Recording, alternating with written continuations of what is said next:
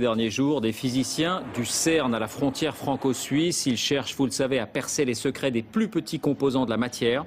Eh bien, ils pensent à 99% avoir cerné le chaînon manquant des particules élémentaires, le fameux boson de Higgs.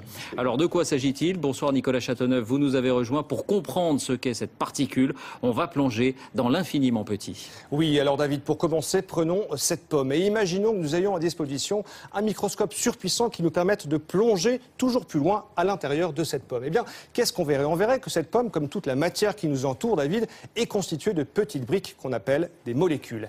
Et dans la pomme, notamment, on trouve des molécules de sucre qu'on voit ici.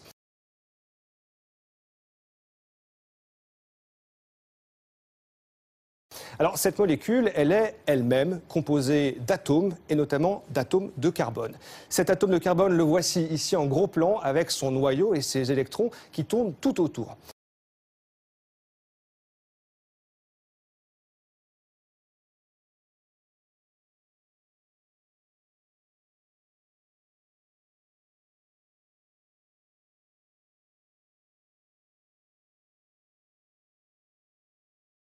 Eh bien, dans ce noyau, David, il y a encore des choses qu'on appelle des protons. Un proton mesure, tenez-vous bien, 0,14 fois 0,1 mètre. Nous sommes vraiment là dans l'infiniment petit, David.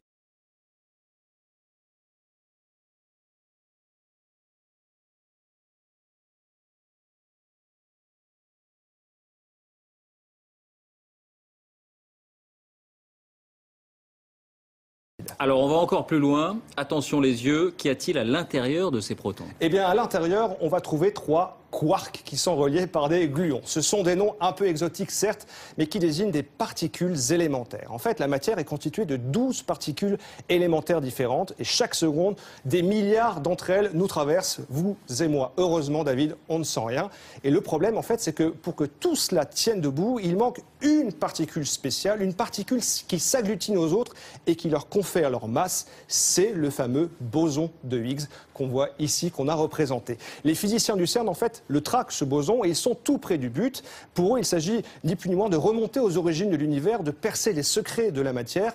La matière, donc notre fameuse pomme, vous l'avez compris, qui est essentiellement composée de vide et d'énergie, c'est tout simplement vertigineux.